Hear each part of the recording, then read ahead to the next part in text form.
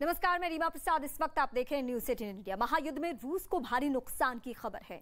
Ukraine की गोलीबारी में कादिव के करीबी रूस के लेफ्टिनेंट कर्नल जाउर की मौत हो चुकी है। डेली मेल की खबर के मुताबिक डॉनबस में मारे गए वो रमजान कादिव की स्पेशल बटालियन के साथ मिलकर डॉनबस में जंग लड़ रहे थे। गोलीबारी में लेफ्टिनेंट कर्नल जाउर समेत 4 लोगों की मौत हुई है। लेफ्टिनेंट कर्नल जाउर चेचन कमांडर कादिव के बेहद करीबी माने जाते हैं और यूक्रेन के हमले में मौत हो चुकी है। फिलहाल काफिले पर यूक्रेन ने वार किया था और इसी वार के दौरान कादिव के बेहद करीबी की मौत फिलहाल हो चुकी है। जाउर नाम बताया जा रहा है और बटालियन के सीनियर ऑफिसर में से एक, और फिलहाल मौत के घाट उतार दिया यूक्रेनी सेना ने। बड़े बदले के तौर पे आप देख सकते हैं, यानी किसी की ताकत को कमजोर करना हो, रमजान कादिव को अगर कमजोर करना हो तो उसके करीबी लोगों को खत्म करना जरूरी है और इसी स्ट्रैटेजी के साथ यूक्रेन की सेना आगे बढ़ रही है। रूस और यूक्रेन के बीच चल रही जंग में चेचन कमांडर रमजान कादिव एक बार फिर यूक्रेन के लिए काल साबित हो चुके हैं। दावा तो ये किया जा रहा है कि रमजान कादिव के लड़ाकों ने अब यूक्रेन के एक और शहर पर कब्जा करने की कोशिश की है। लुहांस्क प्रांत का एक बेहद ही अहम और औद्योगिक शहर है ये। इस शहर पर कब्जे की जंग को लेकर करीब 1 महीने से घमासान की स्थिति है।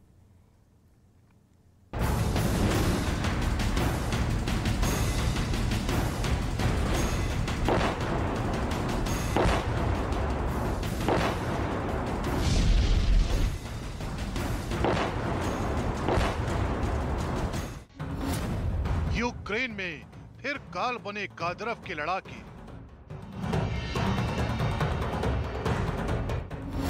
यूक्रेन के एक और शहर पर कब्जे का दावा। कादिव के शिकंजे में सेवेरोदोनेत्स्क शहर। ये रूस के उसी सेवेरोदोनेत्स्क शहर की तस्वीरें हैं जिस पर रमजान कादिव के लड़ाकों ने कब्जे का दावा किया है। रूसी सेना के साथ कादिव के लड़ाकों ने यहाँ ऐसा प्रचंड हमला बोला है कि शहर की सूरत पूरी तरह से बदल गई है। 24 घंटे इस शहर पर रूसी सेना के हमले हो रहे हैं।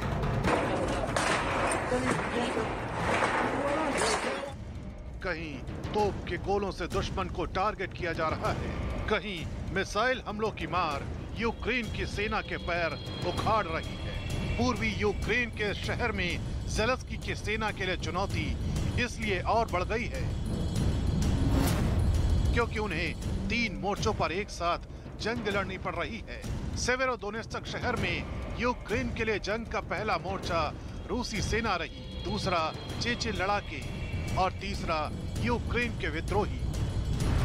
और इसी वजह से इस शहर में रूस की ताकत 3 गुना तक बढ़ गई, जिसका नतीजा ये हुआ कि तीनों मोर्चों ने मिलकर सेवेरोदोनेत्स्क शहर पर ऐसा हमला किया कि वहां के छोटे छोटे गांव पूरी तरह से तबाह हो गए। इस दौरान रमजान कादिव के लड़ाके यही नहीं रुके, बल्कि उन्होंने शहर की ऐसी जगहों को निशाना बनाना शुरू कर दिया जिससे यूक्रेन को ज्यादा से ज्यादा नुकसान हो। लुहांस्क प्रांत के गवर्नर के मुताबिक रूसी सेना ने बमबारी के दौरान एक केमिकल प्लांट पर हमला बोल दिया, जिस वजह से वहां नाइट्रिक एसिड से भरा टैंकर फट गया। रूस के इस हमले का वीडियो भी सामने आया जिसमें भूरे रंग के धुएं की कई किलोमीटर ऊंची मशरूम जैसी आकृति दिखाई दी। दरअसल चेचन कमांडर रमजान कादिव का दावा है कि पुतिन ने उन्हें इस शहर पर कब्जा करने के लिए बुधवार तक की डेडलाइन दी थी और इसी वजह से रूसी सेना और रमजान कादिव के लड़ाकों ने सेवेरोदोनेत्स्क शहर पर जंग को और तेज कर दिया। इस दौरान रूसी सेना और चेचन लड़ाकों ने ठीक वैसी ही रणनीति अपनाई जैसी रणनीति उन्होंने मारियुपोल में अपनाई थी, यानी पहले शहर को पूरी तरह से घेर लो, फिर ताबड़तोड़ हमला बोलकर दुश्मन को कुछ मत सोचने दो और फिर शहर में घुसकर दुश्मन को घुटने टेकने पर मजबूर कर दो।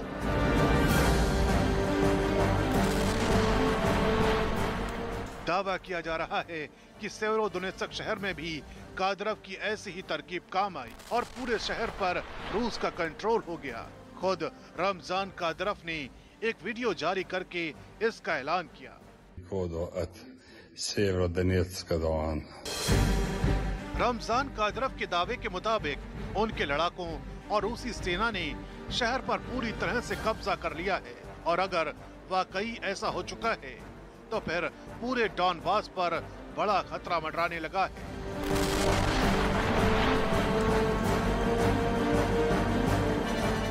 जिसे जीतने के लिए पुतिन ने अपना पूरा जोर लगा दिया है।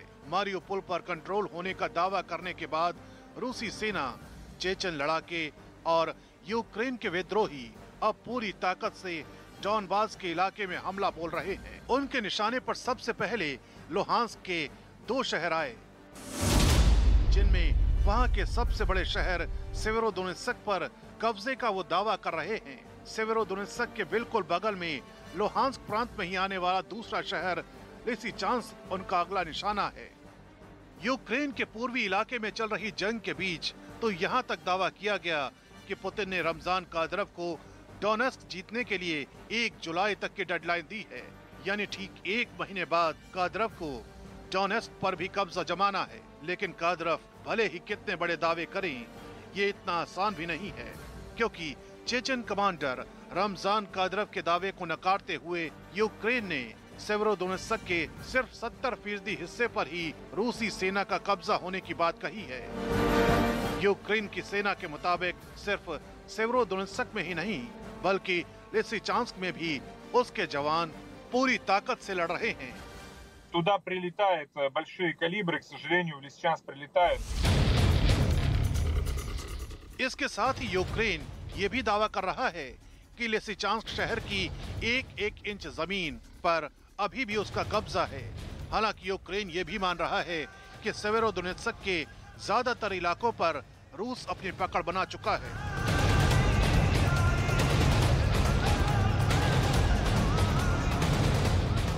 लेकिन सवाल ये उठता है कि क्या आने वाले दिनों में ज़ेलेंस्की की सेना के लिए मुसीबत और बढ़ने वाली है, क्योंकि जिस बर्बरता के साथ चेचन कमांडर और रूसी सेना हमले कर रही है वो ये साबित करता है कि पुतिन की तरफ से यूक्रेन में फुल एंड फाइनल का ऑर्डर आ चुका है।